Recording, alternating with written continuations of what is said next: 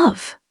The marble doors of the Riverside Grand shimmered like mirrors, reflecting a version of me I barely recognized. Navy silk clung to my frame, heels sharp enough to pierce through concrete, hair pinned with the precision of someone who cared about appearances. I looked like a guest, a sister, a daughter. But the security guard blocking the entrance didn't see any of that. Name. His voice was flat, the kind of tone used for delivery drivers and electricians. Rachel Thompson, I said, with a small smile.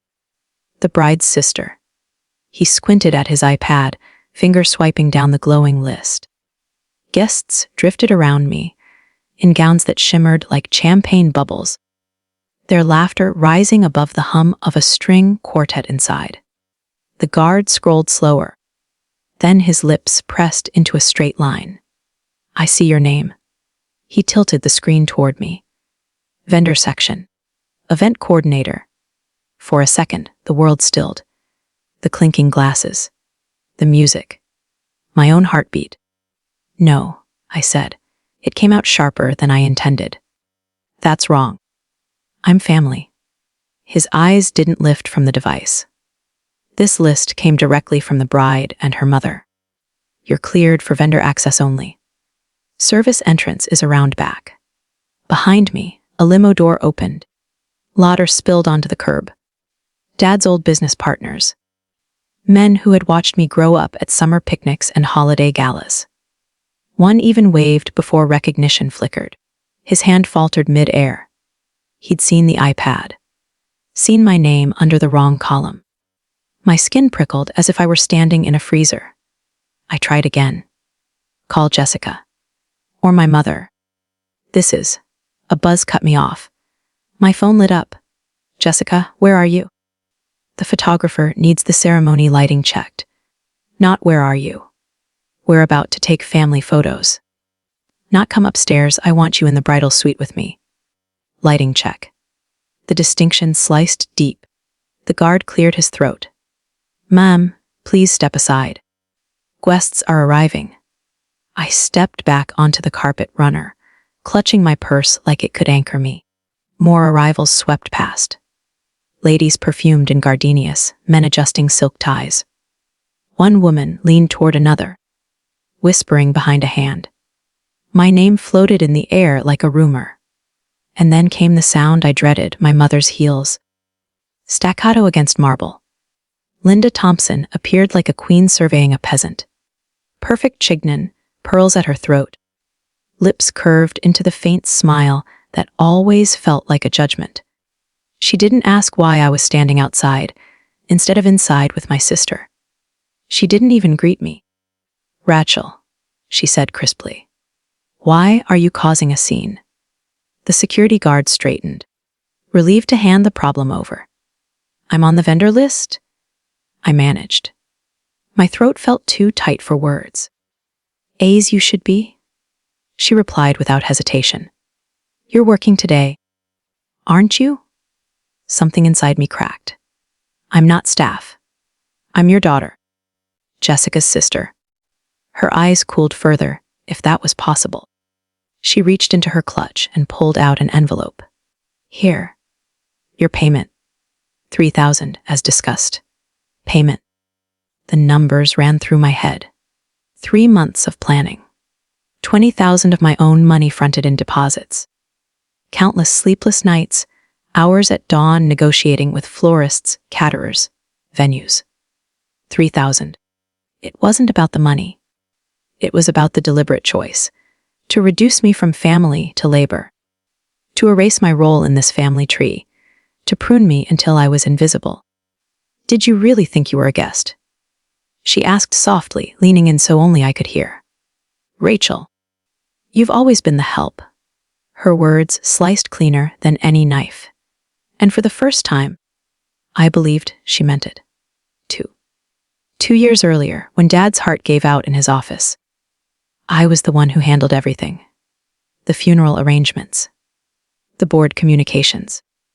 The stacks of contracts left unfinished on his desk. Mom had been inconsolable. Jessica had drowned herself in tears, posting black, and white photos of Dad online with captions like, "Forever my first love." And me. I was the one who showed up. Who kept the machinery of his life moving forward when no one else could. "You're so strong, Rachel," people had said, patting my hand at the funeral. "Just like your father." They didn't mean it as a compliment. They meant I didn't weep enough. That my strength looked too much like distance. That I inherited his spine instead of his softness. Jessica had inherited his smile. And apparently that counted more. Now, at the gleaming threshold of the Riverside Grand, with 200 society eyes on me, the lines were drawn in permanent ink. The humiliation was deliberate, calculated. My mother wanted me to stand here as the outsider, while Jessica basked inside as the bride, the chosen heir, the adored daughter. But what she didn't know, what none of them knew, was that humiliation has a strange way of burning itself into resolve. My phone buzzed again, not Jessica this time. Harold Morrison, Dad's lawyer, his fourth message that day. "Rachel, urgent matter regarding your father's estate. Do not leave the venue." Estate. I stared at the words, pulse thrumming in my ears. Mom's hand still hovered with that envelope. Guests still swept past like waves breaking on rocks. Something told me this wasn't the day they thought it would be. That was the moment, standing at the ballroom doors, when I realized two truths at once. One, my family no longer saw me as one of them. Two, they were about to find out what a mistake that was. I slipped the envelope back into my mother's hand.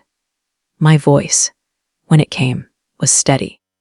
"Thank you for clarifying my position," I said, and then I stepped through the threshold. Not as staff, not as family, but as something entirely different. The storm they'd been trying to contain for 2 years was about to break wide open. The ballroom doors opened like a stage curtain, and I walked into a theater of light and expectation. Chandeliers dripped with crystals, every surface glowing with the warmth of money well spent. Or in my case, money fronted. Tables stretched in perfect symmetry. Each centerpiece a tower of orchids I had negotiated down from $5 a stem to $3. Guests gasped at the display. No one knew whose credit card had bought them. Inside, I wasn't Rachel the sister. I wasn't even Rachel the planner. I was invisible, a ghost moving through the room I had built. "Rachel." A voice bright as polished brass cut through the music. Jessica stood at the far end of the room in a dressing robe, her bridesmaids orbiting her like planets. She lifted a hand, of manicured fingers fluttering, summoning me. Not with the warmth of family, but with the efficiency of command. I crossed the marble floor, ignoring the sting of eyes following me. When I reached her, Jessica didn't hug me.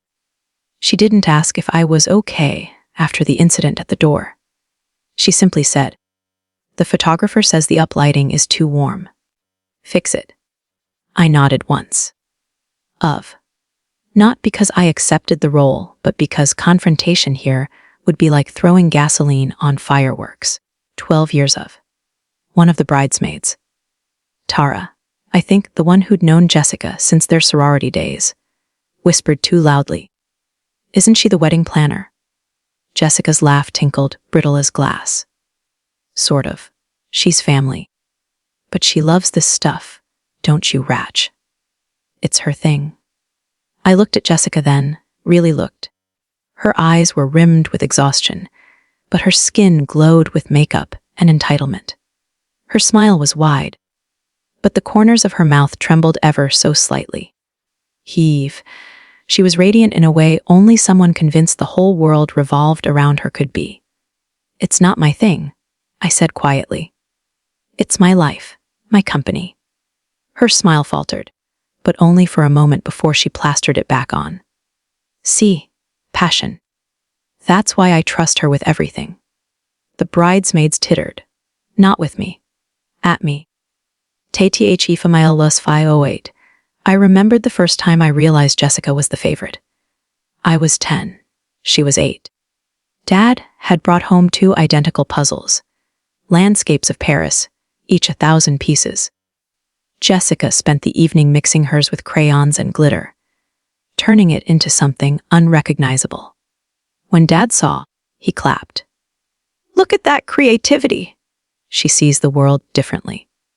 I had finished mine in silence, every piece perfectly in place. When I held it up, he smiled politely but said, "Of course Rachel finished. She's reliable." Reliable. The word haunted me my whole life. Reliable at the funeral. Reliable when the business board demanded answers. Reliable when Jessica called at midnight, crying over a dress fitting, expecting me to calm her down. But favorites. Favorites got pearls and applause. Dear Essen, row M. Jessica swept me into the bridal suite, its air thick with perfume and curling iron smoke. Gowns hung like ghosts along the wall. Mirrors caught every angle of Jessica, multiplying her until it felt like the room was full of brides, each one flawless. Mom was there too, perched on a velvet chair like royalty. She didn't look at me, didn't acknowledge me. 12 years of. She was busy adjusting Jessica's veil, smoothing it, as though the fabric carried the weight of legacy itself. "Lighting?" Jessica asked. "Handled," I said. Mom finally glanced up, eyes narrowing as if even that acknowledgement was generous. "Good. Just stay out of the photos, Rachel. The photographer has a vision." My chest tightened. I thought we were doing family portraits before the ceremony. The mom's hands paused on the veil for a heartbeat before continuing. "This day is about Jessica. Don't make it about you." A bridesmaid stifled a laugh. Jessica spun, veil catching the light like spun sugar. "Oh, Ratch." "Don't pout. You're good at the behind the scenes role. That's your magic. Behind the scenes. Vendor. The help." The words blurred together until they were indistinguishable. I forced a smile so brittle it might shatter. Of course. Anything for family. But inside, something uncoiled. Not rage exactly. Something colder. Clearer. "Outma." "RSNS, Sadu." My phone buzzed again. "Harold Morrison, URGent. Do not leave before we speak. Documents require your signature." I slid it into my purse before Jessica noticed. Morrison had been Dad's lawyer for 20 years. He was the kind of man who spoke in precise phrases, never wasting words. If he said urgent, it meant fault lines were cracking beneath the surface of this carefully staged wedding.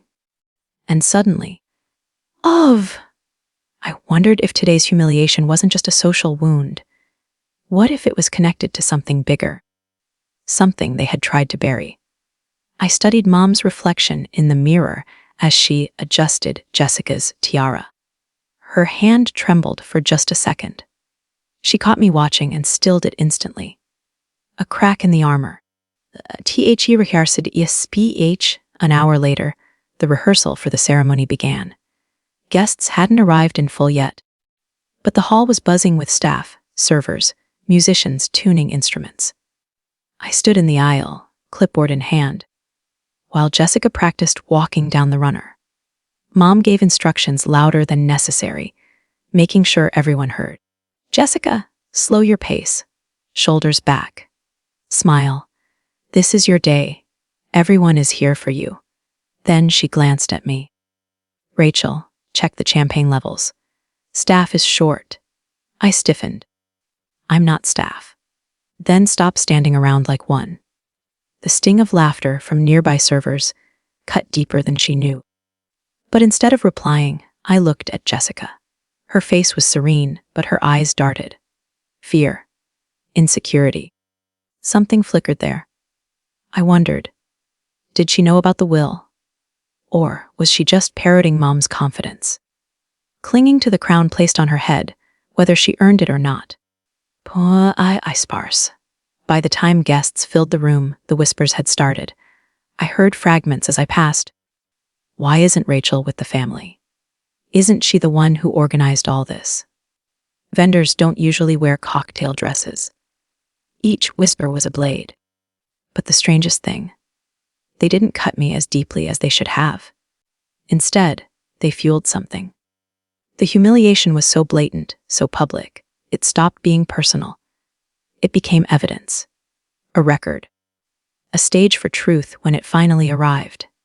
And I knew, with a certainty that rooted itself in my bones, that truth was coming. The kraki e4 sto arm, the music swelled. Guests rose as Jessica appeared at the top of the aisle in her gown, veil trailing like a river of white. She was breathtaking, the kind of beauty that silences a crowd. I should have felt pride, love, sisterhood. Instead, I felt the weight of Morrison's unread message, the sting of being erased from photographs, the echo of Mom's voice calling me, the help. Jessica's gaze found mine for half a second as she walked forward. There was triumph there, but also fear, a flicker gone as quickly as it appeared. And for the first time, I wondered if she sensed it too, that today wasn't going to end the way she thought. As the ceremony began, I stood in the shadows, just outside the family's frame. The string quartet played. Vows waited on folded paper. Applause hovered in the air like an inevitability. But beneath it all, tension thrummed like a second melody. The wedding was perfect, but perfection is fragile. And one whispered word, inheritance, was waiting to shatter it. The minister's voice droned like distant thunder, solemn and rehearsed. Jessica and her groom stood hand in hand at the altar. Framed by arches of roses I had bargained for at wholesale prices, but were now passed off as their splendor. Guests leaned forward, rapt, phones tucked discreetly away to capture the perfect photo of the perfect moment. I stood in the shadows, behind a column, where Mom had told me I belonged. Not beside Jessica. Not in the front row. Hidden. If anyone here knows a reason why these two should not be joined in holy matrimony, speak now or forever hold your peace. The minister's words cracked the silence like a gunshot. The phrase was meant to pass without interruption, a ceremonial relic. But the universe, it seemed, had been waiting for that pause. Because at that exact moment, the back doors burst open. Every head turned, and there stood Harold Morrison, Dad's lawyer, his leather folder clutched tight, his expression grave. "Forgive the interruption," he said, voice carrying like a verdict. "But this family has unfinished business." A murmur rippled through the crowd. The string quartet faltered mid-note. Jessica froze, smile trembling on her lips. Mom was on her feet instantly. "Harold, this is wildly inappropriate." "Inappropriate," he said evenly, "is submitting a fraudulent will to probate court. Today, Mrs. Thompson, that deception ends." Gasps erupted. Phones came out. Guests leaned forward like a storm had rolled into the ballroom.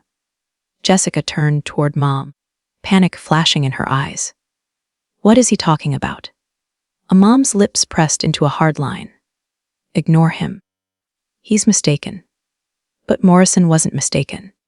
He moved down the aisle with deliberate steps, each one pounding in my ears.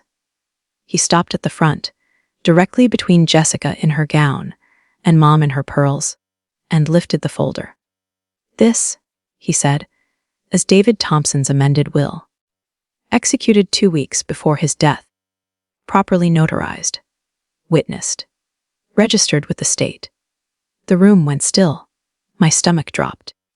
2 weeks before his death. I remembered those final days. Dad calling me into his office, his eyes tired but clear. Asking questions about budgets, long-term strategy, about what I saw for the future of the company. At the time, I thought he was reminiscing, preparing to let go. But he hadn't been reminiscing. He'd been deciding. Jessica's voice broke through the silence. "No, that's not possible. Daddy left everything to me." "Did he?" Morrison's eyes narrowed. He opened the folder. Because according to this document, he left controlling interest in Thompson Enterprises and 60% of all assets to Rachel Thompson. The air was sucked out of the room. My name, spoken into the microphone of a wedding ceremony. I swayed, gripping the back of a chair. My knees wanted to buckle. My heart wanted to soar. But all I felt was the collective gaze of 200 witnesses pinning me in place. The fell Ian Kuyin, Jessica staggered back a step, the train of her gown pooling around her like water around a sinking ship. "You're lying," she whispered. Then louder. "You're lying." Her groom looked bewildered, glancing between her and Morrison, as if he'd stumbled into a play where the script had been switched. Mom seized Jessica's hand. "Don't listen. Harold is confused." Confused. Morrison snapped the folder shut. "Or are you referring to the 17 certified letters you ignored, Mrs. Thompson? Or the perjury you committed by swearing under oath that no other will existed?" The crowd gasped again. Someone's champagne flute shattered against marble. "You knew."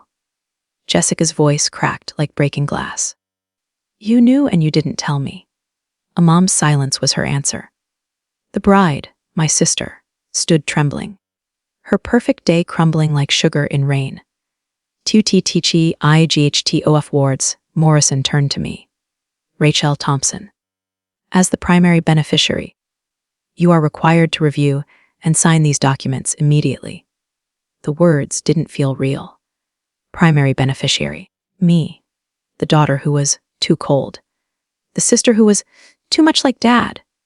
The help. I didn't move. Couldn't. Mom's voice sliced through the air. "Rachel, sit down. This has nothing to do with you." I found my voice, steadier than I expected. "My name is on those papers. How is this not about me?" Her eyes narrowed into daggers. "Because you don't belong here. You never have." The words landed heavy, but instead of piercing me, they clarified something I had been refusing to see my whole life. It wasn't about belonging. It was about control. She needed me small. She needed me silent. And for the first time, I refused. "Read it," I said to Morrison. My voice carried, strong enough to reach every corner of the ballroom. "Read Dad's words." Par. Morrison's expression softened. He reached back into the folder and drew out a single folded page. "Your father anticipated resistance. He wrote this letter for such a moment." A mom lunged forward. "Don't you dare." But it was too late. Morrison unfolded the paper and began to read aloud. "To my daughter Rachel, if you're hearing this, it means the people I loved most tried to erase you. Linda will tell you you're cold. Jessica will call you heartless. Don't believe them. What they call cold, I call clarity. You are the only one I trust to carry on my life's work. You don't need my approval. You've already proven yourself. But you need my protection. That's why I wrote this will. That's why I left it with Harold. Because I knew they would try." The ballroom was silent except for Morrison's voice and Jessica's muffled sobs. "Rachel, if they force you into the shadows, remember this strength is not cruelty. Boundaries are not betrayal.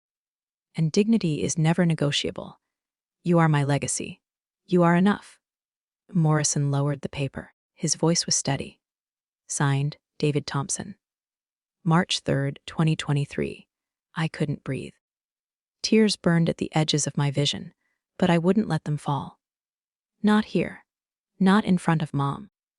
Jessica collapsed onto a chair, veil slipping from her hair.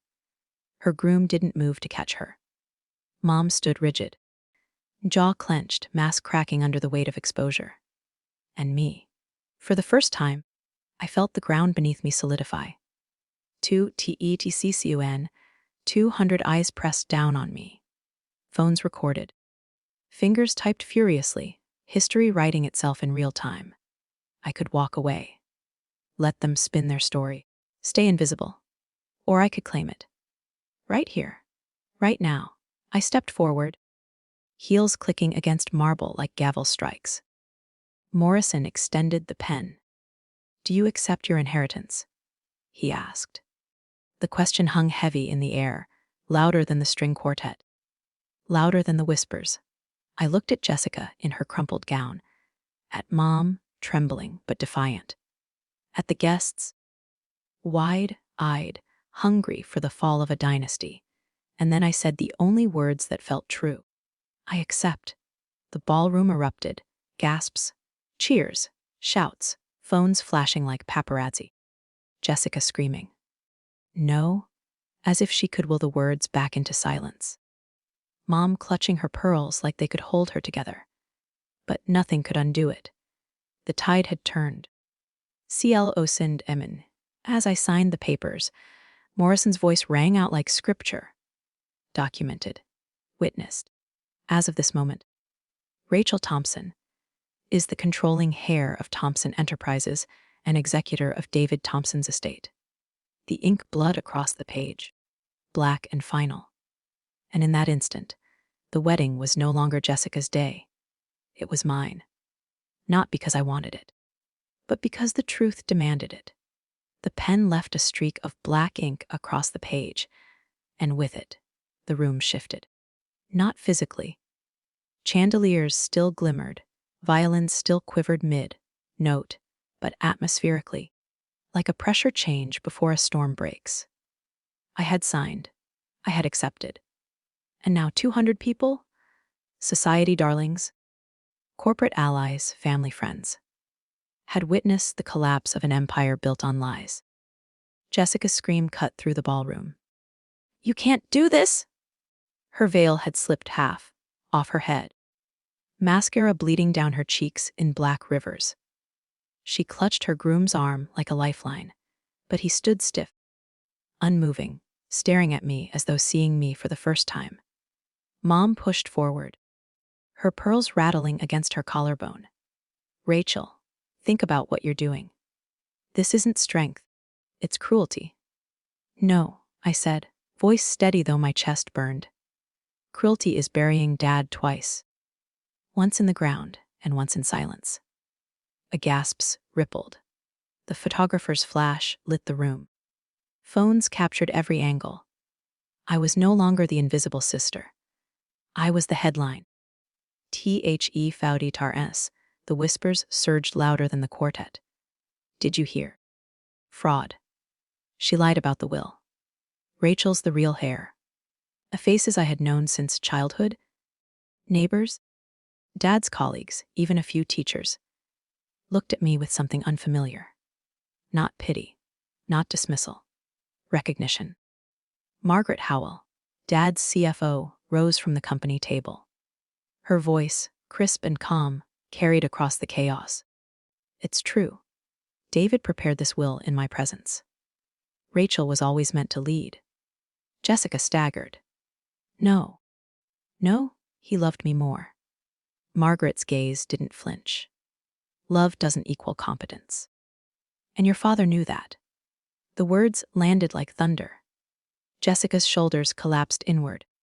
"THGROMSILENCE," her groom, finally spoke, voice brittle. "Jessica, is this true?" She grabbed his arm tighter. "No, he's lying." "Mom, tell him." "Tell them all." Mom tried, but her voice cracked. "Your father was confused, sick." Morrison stepped in. "Decker?" Chen was a witness. He certified David's soundness of mind. He is here today. A man rose from the third row. Calm. Steady. Mr. Thompson was entirely lucid. The groom's face drained of color. He gently pried Jessica's fingers off his arm. "You told me the company was yours. That you built it. That, Rachel, was nothing." Jessica's sob was raw animal. "I just wanted it to be true." The silence that followed was worse than shouting. Tu tichi ein war. For the first time, I felt the weight of victory pressing down. It wasn't triumph. It was heavy. Suffocating, as if Dad's letter had carved expectations into my skin. "You are my legacy," he'd written. But what did that mean? Legacy felt less like an honor and more like a chain. A company gasping for survival. A family broken beyond repair. A sister crumbling at the altar of her own wedding. If I took it all, I would win. But I would also be the executioner of the life they had tried so hard to build. And deep down, the little girl inside me still wanted Mom to choose me. To look at me with pride instead of scorn. But she never did. The struck basic, Mom straightened, regaining her mask of composure. "This isn't over," she hissed. "You may have papers, Rachel, but you don't have this family. You don't have respect." I turned to her, my voice low but sharp enough to cut. "Respect isn't inherited. It's earned. And you've lost yours." The room gasped again. Some clapped. Others whispered. Mom's face cracked, fury warring with panic. Jessica surged forward. "Stop it! This is my day. My wedding." "You've ruined everything." I spun on her. "You ruined it the moment you put me on the vendor list. You wanted me invisible. Instead, I became undeniable." Her hands shook as she raised them to her face, as though trying to block out the sight of me. "I hate you." The words should have pierced me. Instead, they only echoed. Empty, familiar. "Thegus skidus." Uncle Pete stood suddenly, pounding the table. "Enough!" David wanted Rachel in charge. We all knew Jessica wasn't fit. "Uncle Pete," Jessica cried. But more voices joined. "She deserves it. Rachel worked for it. David trusted her." The tide turned. The ballroom that had once whispered my name like a curse now chanted it like a verdict. And in that noise, I felt something terrifying. Power. It surged through me, intoxicating and dangerous. For the first time in my life, the room wasn't dismissing me. It was bowing. "Tutie tampitayam," Morrison leaned close. "This is your moment. Take control publicly. Seal it." I stared at the microphone on the podium, my reflection caught in its metal curve. If I stepped forward, if I claimed it now, there would be no going back. Years of. I would become my father's heir not just legally, but publicly. I would become the woman they could never erase. But I would also lose any chance of reconciliation. Any sliver of sisterhood left between Jessica and me would burn in this fire. My chest ached. My hands trembled. I wanted Dad's pride. But I also wanted family. And I couldn't have both. "Teach EPLEA," Jessica's voice cracked again, desperate now. "Rachel, please, don't do this, not today. Not here.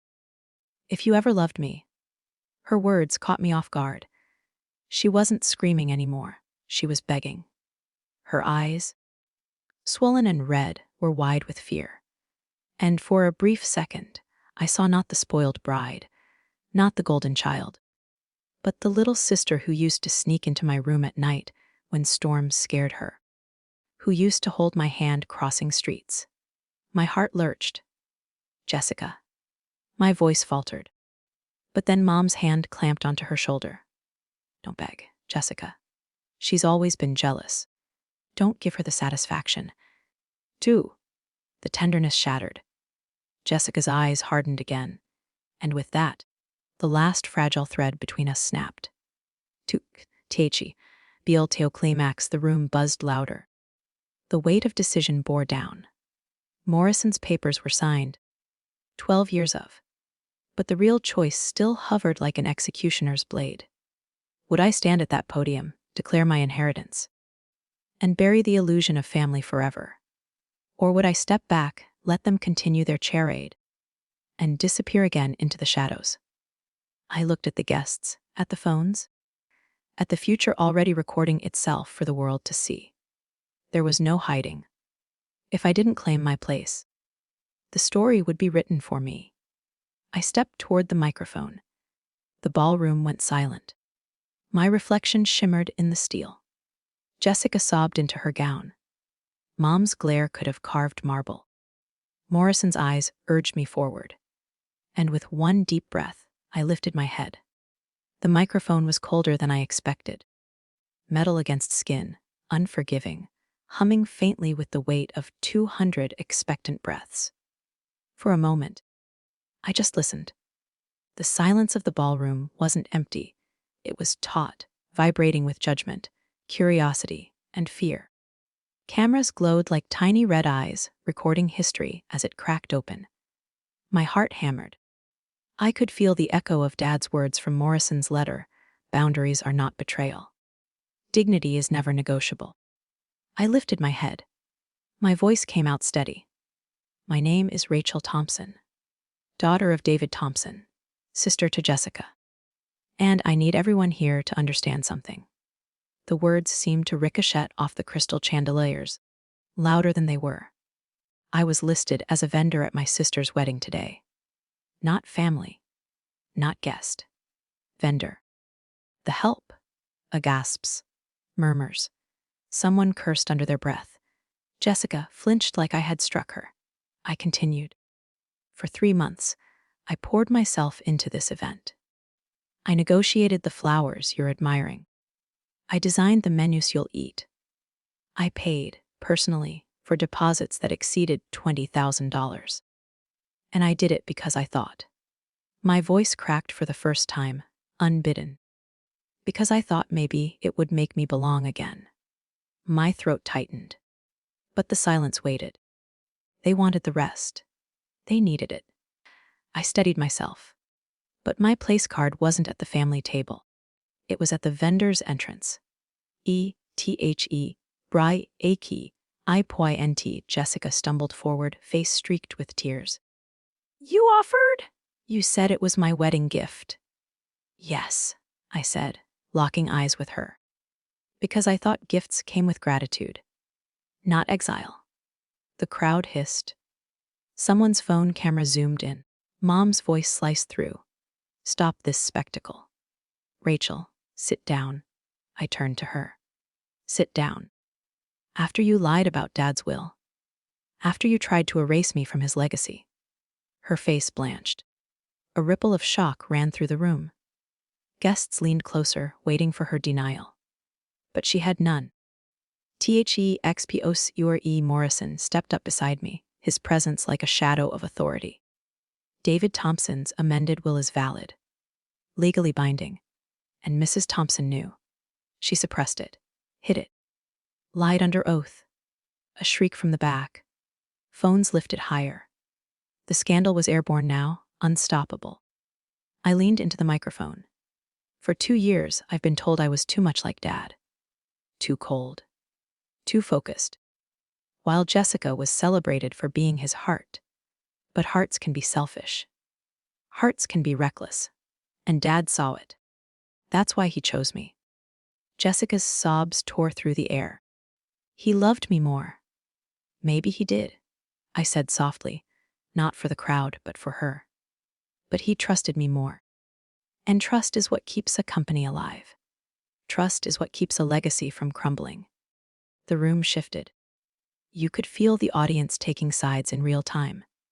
Whispers swelled into murmurs, murmurs into shouts. "She's right. Rachel's the hair? Linda betrayed her. The tide was irreversible." 12 at H. Mars Q. Ella PSE. Mom's composure finally cracked. She slammed her hands against the table, pearls rattling like teeth. "No. Everything I did was for this family. For Jessica. Because she needed me. Because Rachel." Her voice broke into something raw, almost feral. "Because Rachel never did." The room froze. And there it was. The truth behind years of favoritism, cold shoulders, cutting remarks. Not because I was unworthy, but because I was too strong to be molded. Too independent to be controlled. I met her eyes, calm now. "You're right. I didn't need you. But I wanted you. I wanted a mother who saw me, who believed in me. Instead, you turned me into the help." Her face crumpled. For the first time, she looked old, fragile, but sympathy didn't come. Not anymore. THCRO's VRDCT, Jessica screamed again. pitched, almost incoherent. "You're ruining my life." Her groom pulled away from her entirely. His mother stood, voice sharp. "Your sister didn't ruin your life, Jessica. Your lies did." Jessica's knees buckled. Bridesmaids caught her just before she hit the floor. Cameras flashed. The perfect bride was undone. And in that moment, the ballroom wasn't a wedding anymore. It was a courtroom, a coliseum, and the verdict was unanimous. Rachel Thompson. Hair, leader, survivor. Cote Raviation. Morrison handed me another paper. There's one more clause. David wrote that if the amended will was hidden or contested, Jessica's share would reduce by half. The air went razor sharp. "Half," Jessica gasped, lifting her ruined face. "Yes," Morrison said calmly. "Which means your portion is now 10%. Rachel? 70. Jessica's scream wasn't human. It ripped through the hall, wild, keening. Guests recoiled. Her groom covered his face in shame. Mom sank into her chair, hands limp in her lap. Her empire, her narrative, had burned to ash. T-T-C-I-C-N. I stood at the podium, staring out at 200 witnesses. Every eye drilled into me, hungry for the finishing blow. They wanted me to gloat, to revel in their downfall, to deliver the headline they'd whisper at dinner parties for years. But Dad's voice lingered in my ears. "Strength isn't cruelty." I gripped the microphone. "This company, my father's company, will not die under fraud. It will not crumble under incompetence. Starting now, I am freezing accounts. An audit begins Monday. Employees will be protected. Contracts honored." I turned toward Margaret Howell, who stood with her chin high. "Margaret will serve as interim CEO until I take the chair. Effective immediately." A stunned silence fell. Then, applause. Tentative at first, then swelling, echoing off marble like thunder. The applause wasn't for Mom or Jessica. It was for me. Tita Techi Relius, I looked at Jessica, trembling in her ruined gown. At Mom, broken behind her pearls. And I felt something unexpected. Not triumph. Relief. Because I finally understood their approval was never coming. And I didn't need it anymore. I set the microphone down. My voice no longer needed amplification. It had already been heard. 2. Tichi Silosiand Imanchi. As I walked down the aisle, this time not as planner, not as ghost, but as hair. The guests parted like waves. Phones followed me, capturing the moment the help became the legacy. The music had stopped long ago. The only sound was the click of my heels against marble, each step sealing the truth deeper into history. Behind me, the wedding crumbled into whispers, sobs, and scandal. Ahead of me, doors opened to a future I hadn't chosen, but one I was finally ready to own.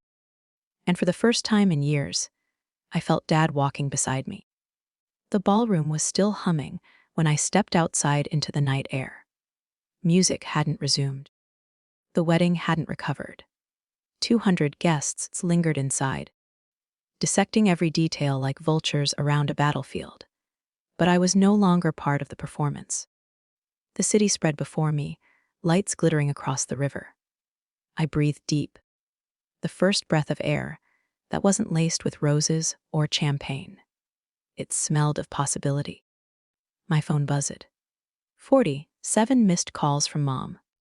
Jessica's number beneath it, unread messages filling the screen. I turned it off. The silence was worth more than their voices. 2. A deef famed kind of family on Monday. I walked into Thompson Enterprises as its rightful heir. Employees stood when I entered, faces worn from years of chaos, eyes heavy with relief. They didn't need me to be warm. They didn't need me to be lovable. They needed me to lead. And I did. With Margaret Howell by my side, with Uncle Pete advising, with the memory of Dad steadying my hand. We saved what could be saved. We rebuilt what Jessica and Mom had nearly destroyed. For the first time, I wasn't the help. I was the head. And strangely, it felt less like triumph than responsibility. Weeks passed. Jessica's marriage dissolved before the honeymoon. Mom aged 10 years in 6 months. Her pearls pawned, her power gone. Neither of them ever apologized. Not truly. Jessica tried once. Voice trembling over coffee, mascara, free for the first time. "Can we be sisters again?" she asked. I told her the truth. We can be civil. But sisters requires trust. "And that will take time," she cried. But she accepted it. That, at least, was new. Mom never tried. She stayed silent, bitter, orbiting the edges of my life like a ghost. 2. The lectar in my office, framed on the wall. Hangs Dad's last letter, the one Morrison pressed into my hands when it was over. "Rachel, if they've shown you who they are, believe them. Don't waste your strength chasing approval. Build what you deserve, not what they withhold. Your clarity is not coldness. It's love in its truest form. For you, for the company, for the legacy I leave behind. Love, Dad."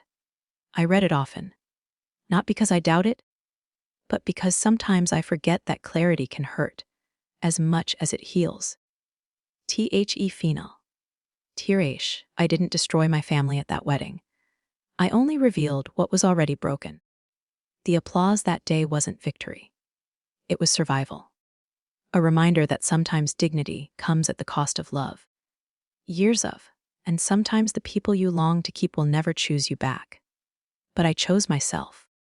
And maybe that was the lesson Dad left me. Not inheritance, not power. Self-respect. Because in the end, that was the only legacy worth protecting. 2. Final. Lines poetic and haunting. I was never the help. I was the hair. And finally, I learned that was enough.